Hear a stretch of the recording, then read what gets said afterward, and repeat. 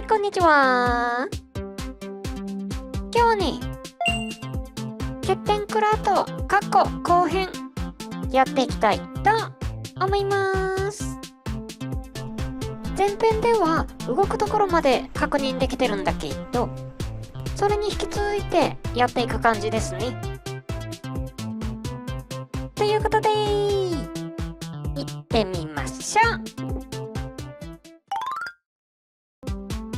まず前回の試運転の続きからなんだけど、この辺は坂道が少ないので結構安定して動けますね。で、スピードは通常モードで時速15キロくらいで動けてて、荷物を乗せたりするとその分スピードは落ちると思うんだけど、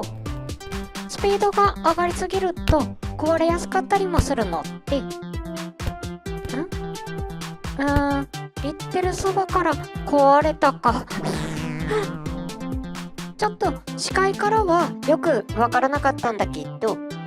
何か踏んだ割には被害が大きすぎるかな。この世界では動く物体がたまに不思議な壊れ方をすることもあるので、乗り物を動かす前にはセーブをしとくのが安全です。はい、さっきのは運が悪かっただけだと思うんだけど、何回か動かしながら他に問題がないかどうか確認していきます。まずバック、ちゃんと後ろに進めることは確認済みだったんだけど、どうもスピードが遅すぎるかな。これは電池を増やせば簡単に解決できると思うんだけど、ひとまず置いといて、今度は森を突っ切るコースで走ってみようかな。車幅が大きめなんだけど、ステアリングの信頼性は結構高いので、なんとかいけるか。おっと、後輪が引っかかりましたね。こういう時はバックで切り返せばいいんだけど、さっきのバック時のパワー不足もあって、ちょうど良くない感じで側面が引っかかると動けないってのもあるんだけど、なんかおかしいな。一旦力技で解決するとして、わかった。これ後輪だけ幅が微妙に広いですね。さっき切り返しをした時に目測を誤った原因はこれか。実用には大きな問題はないし、これが分かってればその分余裕を見てハンドルを切ればいいだけだったんだけど、どのみち後で調整しときましょう。走行には支障はなさそうなので、このまま続けていきます。で、このメインバッテリーの横につけてる電池は出発前に充電用でくっつけてたのを外すのを忘れて、そのまま走り出しちゃったんだけどどうも一番下の電池だけ充電が通ってないみたいですね。これも後で直しときましょうか。そんな感じで試運転をしてるわけなんだけど、総合点としてはなかなか快適な感じですね。そんなこんなんで特に大きな問題もなく進めてるし、ちょっとした坂だったら通常の加速でクリアできますね。ただこの急斜面だとどうかな。これだとフルパワーモードでも難しいか。後ろに下がって勢いをつける作戦もやってみたんだけど、さすがに無理かな。いろいろやってるうちに電池切れになっちゃったんだけど、横から見るとかなりな急斜面なので、スペック的に無理ってことで諦めといていいでしょう。ちなみにこの場所は以前若干来たことがある場所なんだけど、その話は一遍置いといて、先にさっきの試運転で問題があったところを直していきます。まず地味なところで、運転中にハンドルを切った時に私が滑り落ちそうになるので、ここに板をつけときます。で、側面の飾りはこれ黒焦げになった草で作ってるんだけど、一瞬で壊れるのでちょっと補強しときましょうか。本物もよく見たらボディが上の方まであって、その下にキャタピラがあるんでね。で、後輪の車腹を短く。これは単純に寸法を間違ってたので、ベアリングの軸1本分外しときます。で、バック用の電池を1本から2本に増強。ついでに充電もしときましょうか。充電といえばメイン電源の接触も直さないとですね。見た感じだと問題がありそうには見えないんだけど、一遍外してつなぎ直すと、直りましたね。見た目ではわからないくらいの微妙なズレがあったのかな。あとは本物はよく見たら背もたれみたいな部品がついてたので、そこも飾りとして追加しときます。斜めのパーツが難しくはあるんだけど、後から見るともうちょいなんとかできたんじゃないか頑張ってそれっぽく作りましたよって感じなんだけど、むしろこれなくてよかったかもしれないとにかく動作確認してみた感じ、ハンドルとグリップはちゃんと動くし、フルパワーモードもちゃんと動く、バックもちゃんと動く。いや待って、なんでライトがつくん？これライトは前進する時の回線にしかつないでなくって、バックは独立した配線にしてるんだよね。原因があるとしたら後ろ側か？これモーターへの接続は電気が逆流しないように整流方向を確認済みの大鉄鋼をくっつけてるんだけど、怪しいのはこの辺か？こういう確認しにくい部品は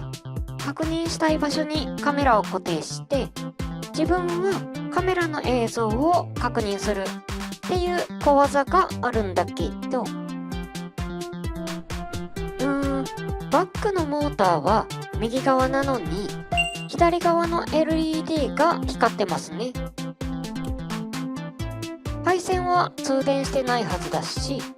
大鉄鋼で整流できてるはずなんだけど、わかった。これね、多分合金の付け方が悪くって、左側のモーターが発電した電力が漏電してますね。前側のライトがついてたってことは前輪のモーターにも通っていて、バックすると同時に前進する動きになってたはず。なるほどね。バックが遅かった原因の一つはこれですね。とにかくこれで一通りの修正はできたので、実運用試験をやるためにこのまま荷物を積んでいきます。目指す場所はさっき電池切れになるまで進んだ場所で、重量の負果テストの意味合いもあるので、向こうしばらくで使えそうなものをいろいろ積んでいきます。そこまで考えて選んでるわけでもないんだけど、この大陸にはゴムの木がないのが分かってるのと、松ぼっくり採取用の小さい松の木があるかどうかわからないので、この辺が意外と重要かな。とにかくいろいろ積み込んで、よし、こんなもんか。では、いざ。荷物が増えてる分で、純粋に重さでスピードが落ちてはいるんだけど、車重が増えると石を踏んだ時のダメージも大きくなるので、スピードを落として運転してますね。この辺はちらほら敵がいるんだけど、そんなに脅威でもないし、スルーして進んじゃいましょう。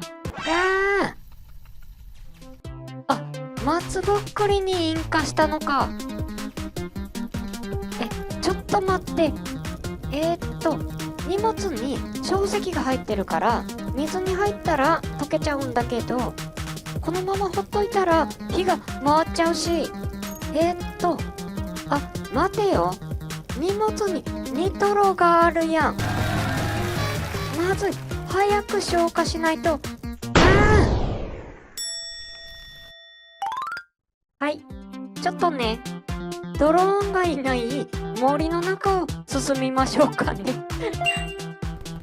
ちゃんと動かす前にセーブしといたので安心です。そんなこんなで序盤の試運転でたどり着いたあたりまで来ました。正面の急な坂は登れないのが分かってるとはいえ、荷物が重いせいでこの手前の坂も登れなくなってますね。とはいえ少し下がって勢いをつければ、よし、ここまではなんとかクリアできました。正面の坂もちょっと迂回すればいけるかってところなんだけど、ここまでの間で少し電池を使いすぎて、ここでバッテリー切れです。ほとんど到着してるんだけど、もうちょい進みたいんだよね。バッテリーなら荷物にあるので、これでなんとかなるか。一遍充電して、よし、ダメ押しでもうちょっと。よいしょ。よいしょ。よし。これで目的地まで到着することができました。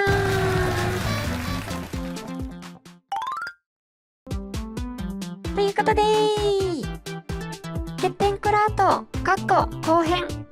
やってみたわけなんだけど、いかがだったでしょうか。陸上でこれだけの荷物を安定して運ぶことができたので、十分実用的と言っていいんじゃないかな。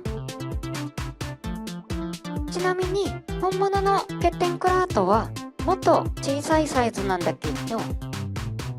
この辺はもともとシビアには作ってないし、実用を兼ねたアレンジと思ってください。